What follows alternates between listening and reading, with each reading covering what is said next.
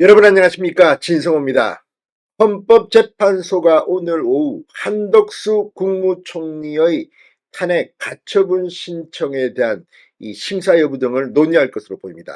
자, 지금 윤석열 대통령의 탄핵 심사 그리고 한덕수 국무총리의 가처분 신청, 권한쟁의 소송, 뭐가 먼저일까요?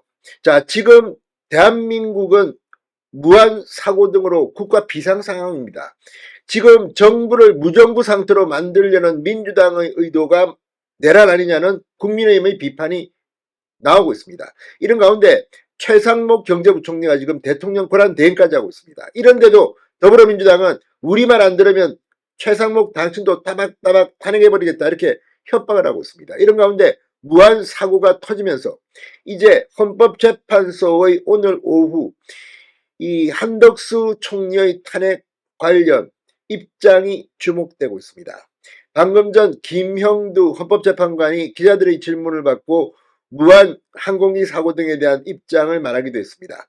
근데 문제는 이렇게 많은 탄핵안들이 지금 헌법재판소에 쏟아지고 있고 윤석열 대통령 탄핵 심리부터 우선하겠다고 했지만 한덕수 총리에 대한 탄핵 이것도 간단치 않습니다.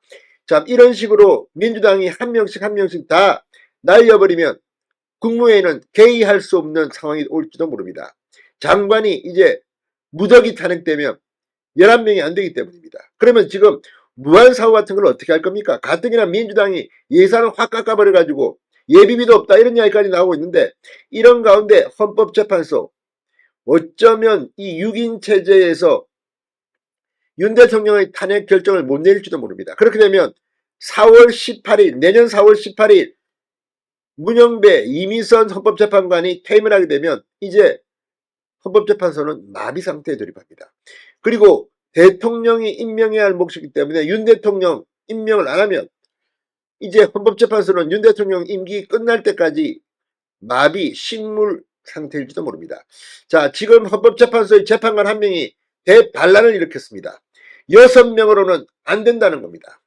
중앙일보의 단독 보도인데 이게 맞다면 윤석열 대통령에 대한 탄핵 심리는 올스톱 될지도 모릅니다. 진성호의 융단 폭격 시작합니다. 헌법재판소를 융단 폭격합니다. 자, 헌법재판소가 오늘 오후 재판관 회의를 열고 윤 대통령에 이어 한덕수 국무총리 탄핵 심판의 절차와 방식 등을 검토할 것으로 보입니다. 헌법재판소는 전남 무안공항 제주항공 여객기 참사가 헌법재판 일정에 영향을 미칠지도 이 귀추가 주목됩니다. 자, 이 국민의힘에서 이 박형수 원내수석 부대표가 한덕수 대통령 권한 대행의 탄핵 관련 권한쟁의 심판과 가처분 신청에 대한 결정이 윤석열 대통령의 탄핵 심판보다 먼저 진행돼야 한다고 주장했습니다. 상당히 중요한 주장입니다. 자, 박 원내수석 부대표는 지금까지 헌법재판소의 관례를 보면 권한쟁의 심판을 하거나 거기에 부수해서 가처분 신청을 했을 때 제때 판결을 내리는 적이 없다. 이 부분에 있어서는 헌법재판소가 그동안의 관행과 달리 처리해야 한다. 가처분 신청에 대해서 신속하게 답변할 필요가 있다고 생각한다고 말했습니다.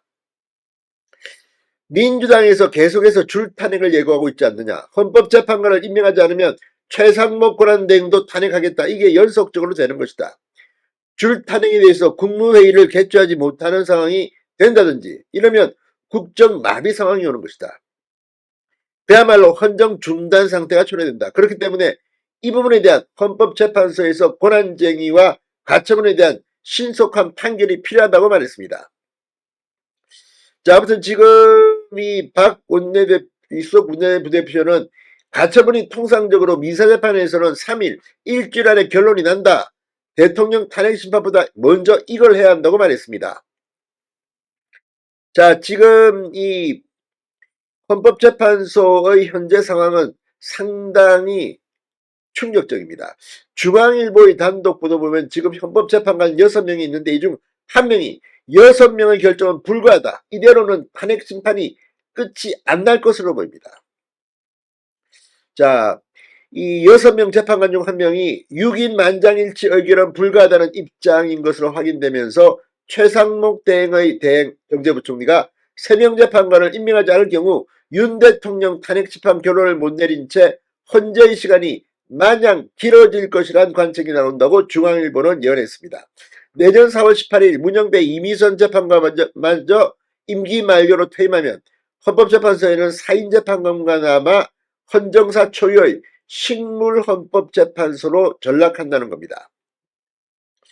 자, 지금 이 중앙일보에 따르면 이 심리정족수에 대한 결정, 그러니까 이게 지금 6명이 할 수 있다 없다를 놓고 헌재 본인들도 지금 결정을 못 내리고 있습니다. 그런데 최근 헌법재판소 내부에서 반란이 일어났다는 겁니다. 재판관 중 한 명은 6명만으로 사건을 종결하는 것은 불가하다는 입장을 갖고 있다는 말이 나왔습니다.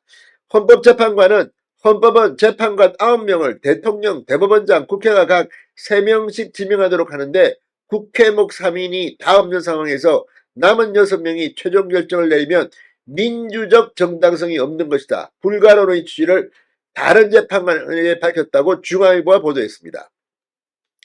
자, 만일 이 재판관이 현재와 같은 입장을 계속 유지할 경우 6인 체제에서 윤 대통령의 탄핵 심판을 비롯한 모든 사건의 결론은 올스톱됩니다. 자, 아무튼 지금 복잡한 헌법재판소의 실타래 지금 귀추가 주목되고 있습니다. 오늘 김영두 헌법재판관 이 기자들의 질문을 받았습니다. 무한 여객기 참사와 관련해서 재판 일정에 영향을 미칠 수 있다는 의견이 나온다는 질문에 일정에 영향을 미칠 것 같지는 않다. 저도 국민의 한 사람으로서 굉장히 슬프게 생각을 하고 유족들에게 위로의 말씀을 드리고 싶다고 말했습니다. 자, 6인 체제 판결 가능 여부는 변론길 시작 전에 결정할 수 있느냐는 질문에 그건 지금으로서는 알 수 없다고 했습니다. 어떤 점을 두고 고민 중이냐고 묻자 평의 관련 내용이라 외부에 말씀드리기는 어렵다고 말했습니다. 김영두 재판관이 이런 말을 할 정도입니다. 헌법재판소 내부가 지금 상당히 실타래가 복잡하게 얽힌 것 같습니다. 윤 대통령의 탄핵절 심리, 이러다가 정말 중앙일보의 분석처럼 끝이 안 날 수도 있습니다. 진성호의 융단 폭격이었습니다. 여러분 감사합니다.